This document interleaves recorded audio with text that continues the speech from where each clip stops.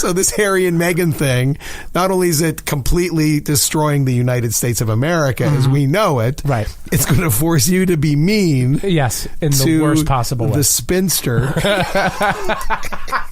And we could have saved ourselves a lot of time by just using that word about 20 minutes ago. Oh, because we've created this whole character now. Which everybody knows. Which I'm very fond of, I got to be honest with you. Yeah. Her name is probably Jody. Really? No. That's not fair. No. That's not fair, because now I have a Jody in mind. I know a couple. Awesome. I know a couple Jodies that are hot. I don't know. You know what? The name game can be hurtful. Can we go with Abby? I know a good Abby. Abigail. I know a good Abby. You gotta come up. I want to say Karen, but I know a couple good Karens. I know a couple of Karens like this. I know a lot of great Karens. Yeah. So maybe stop, because maybe there were a ton of people laughing at what we just said. Let's just call it, and then then we assigned 6-7 names to it, and then they jumped off. And the real Karen just didn't fucking think it was funny anymore. She was not playing. Yeah. Here's number 4. I did a blog that you responded to. I don't want to explain why I did a blog. Do I have to do that again? Well, because your real job... Right, yeah, they make me do it. You have to blog, 80, 90 times a week? 10 times a week. I don't mind doing it. I just hate using the word. I hate telling people about it. So I did one about... no one aspires to be a blogger. No one. No. Unless you end up being one of those travel bloggers, which is the sweetest gig in the world. That you get paid to go someplace nice. What a goof. And then you just got to put out... everywhere. Yeah, you just have to put out a couple pages. Yeah, crank out 600 words. You know... That woman is looking for that kind of job because she would be great at it. Although she's applied to several hundred of them and never gotten an interview. No, but she's got such a great eye and she recognizes quality. So if only she could get a job that would pay her to travel. Sure, it's travel blogger or location scout. She can only take the train because flying makes her messes nauseous with her inner ear.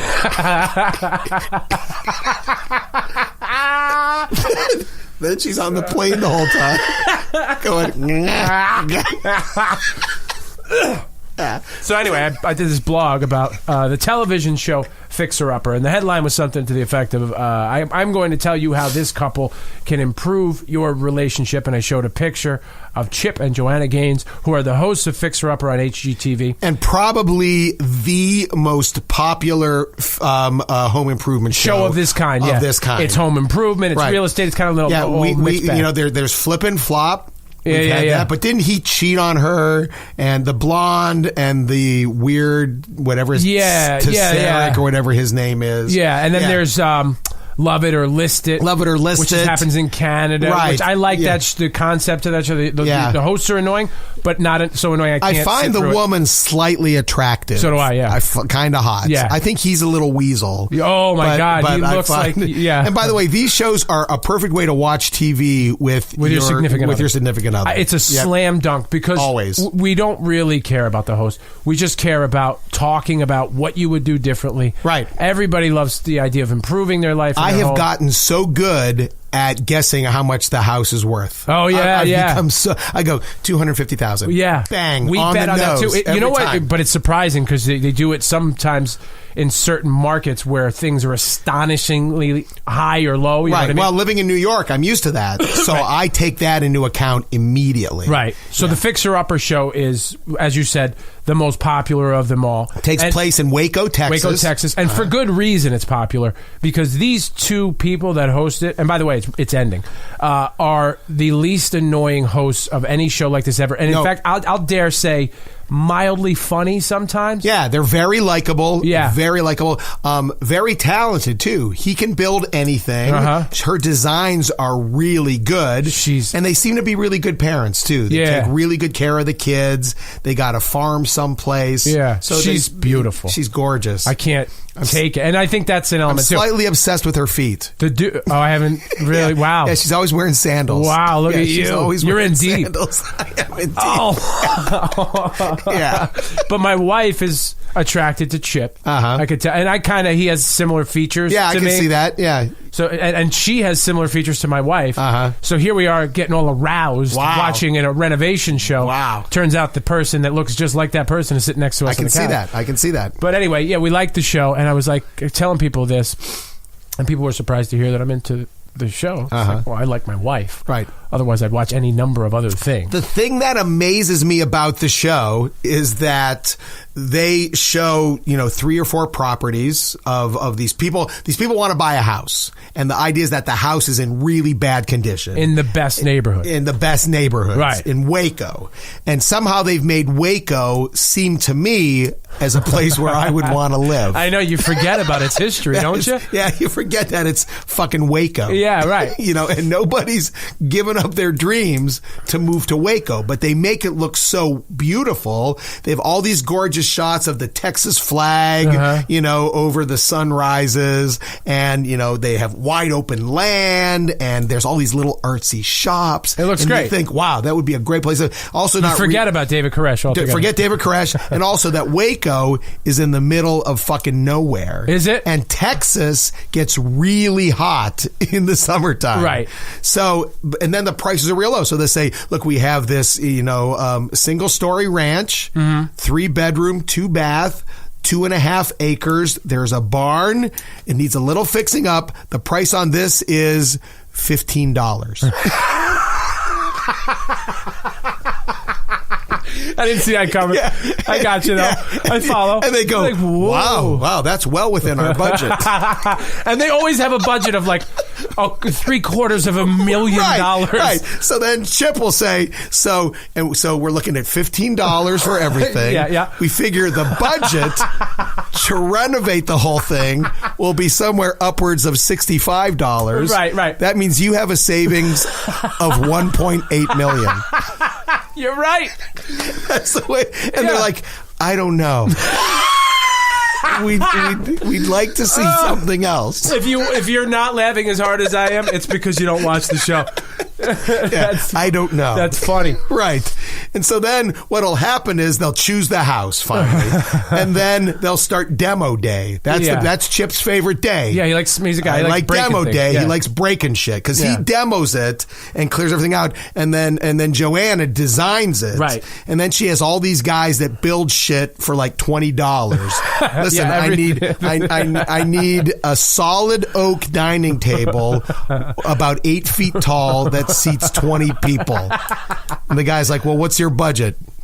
32 cents. I can do that. Yeah. Because it's fucking Texas. Yeah, they make these miracles happen. And the place is beautiful. But then what happens is once they start the demo, they always encounter a problem. So she'll walk in and she'll be like, hey, Chipster. Hey, baby. Hey, Jojo. Hey, Jojo, come here. I got to show you something. Yeah. What's this? We found the remains of the Koresh family. Well. Right. What should we do? Well, here's a couple of things we can do. They happen to know crime scene cleaners. We can just pour cement over them and forget like that it happened. $12. And that's going to cost upwards of $12. Or we can turn it into a museum. And that'll be an extra source of income. Right. Let me call the family. Right. Yeah. Hey, Mrs. Smith, it's Joanna Gaines. Yeah. Mm-hmm. So a bit of a problem. We found some bodies on your property, and there's a couple of different ways we can go about it. Yeah. We can either turn it into a museum, or we can cover it in cement. And then the woman will say, well, what kind of cement? No, it'll look nice. It'll be really nice, but I think if we don't do it now, it's just going to cause problems further down the road. Right. Okay. And it's going to add about $6 onto your budget. Well, I think we should go ahead and do it. When you texted me last night to tell me that you had something to say about Fixerupper, but you weren't going to tell me what it was, I could have never imagined I would have enjoyed it as much as I did. I should have gotten the fuck out of your way minutes ago. So then she gets off the phone. Yeah. Good news, Chip. She's going to go with the cement. I kind of wanted to do the museum. That's fine. We're going to go with the cement. Perfect. This will be the end that we ever hear. And not only that, we can turn where their bodies are into a mudroom. That's awesome. Yeah. So I like the show, and I've seen way too many. You like the show? You have. Yes, you have. I just find myself like watching it and fantasizing about renting a movie with Joanna. You know, in our pajamas and like eating popcorn, the things we might talk about. Sitting on the big overstuffed couch. Yeah, things we might have in common. Right. You know, maybe a tickle fight. Right. Maybe play with her hair for She seems very ticklish. Oh, yeah. I think she seems very, very ticklish. I'm way into her. Where's Chip in all this? This is getting creepy. It is getting I just pushed the button to lock the door I'm behind uncomfortable. you. I'm uncomfortable. 1, 2, 3, 4, 5. Once I caught a fish alive. Cinco. I want to talk sexy foods. Nice. You're a big foodie? I'm a big foodie. I love food. I love sexy food. You work for a food show? That's right. I know a lot. I know a lot of great chefs. You know all the chefs. Maybe you can tell me if your chef friends from the Chew and your other chef friends would agree with this. These are the sexiest foods you can mention.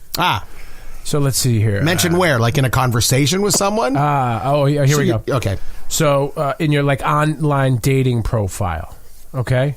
Which who the fuck mentions? Do people still do that? Do people still do online dating profiles? I guess so, but they did a study about it. I will reveal the results now. Let's see here. There are 6 foods you can mention that will lead to at least 90% more messages from the opposite sex or the same sex or whatever sex so if you put this on your dating profile, what's the percentage more? 6 foods that you can mention that will lead to at least 90%. 90%. So almost a complete 100% more people will look at your profile. Mm-hmm. All right, bring it on. Guacamole. I mean, they're making that sound exotic now. Yeah. That it's not exotic now. You can get guacamole in any shit store anywhere. Yeah, right. And I got to be honest, the people buying the pre-made guacamole, I wouldn't look at twice. No, that's not really. Yeah, it's not really attractive. Potatoes was also on the list. Really? I don't get that either. Yeah, what is this? Is this like Ireland at the turn of the century? Right. And if you mention potatoes? Yeah. Chocolate. Have you ever seen a woman overreact to the mentioning of chocolate? You know who does that? Karen. You beat me. Oh my God, she's a chocoholic. Fuck. She's got a calendar that says "Hang in there with the cat." That's right. Hold it on. Right. She's got a bowl of Hershey Kisses on her desk. Yeah. No one ever takes one. No. She keeps offering. No. Please take those because I'll eat them myself. Salad is on the list of the sexy foods. No. Sushi. I can see that. I can see that. Because also a lot of sushi restaurants, particularly there's a couple in my neighborhood in Brooklyn, are really these beautiful restaurants. I agree. You walk modern, good lighting, dimly lit. There's always like really cool music playing. Yeah, good looking, healthy people in there. It's a good place for a first date. It's a great place. Yes, I can see. Yeah, sushi gives you an erection. Right? And avocado, the source of the guacamole. You can't have the same on the list. I know. You can't. No, you can't put both on the list. No. Because guacamole is avocado. You can't have peanut butter and Reese's peanut butter cups no, on it's the same thing. Right. So, all right, here we are. Don't tempt me with Reese's.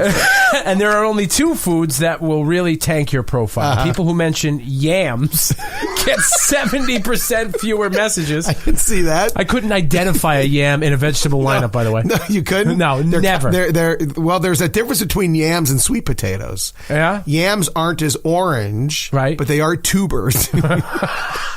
They're tubers. All right.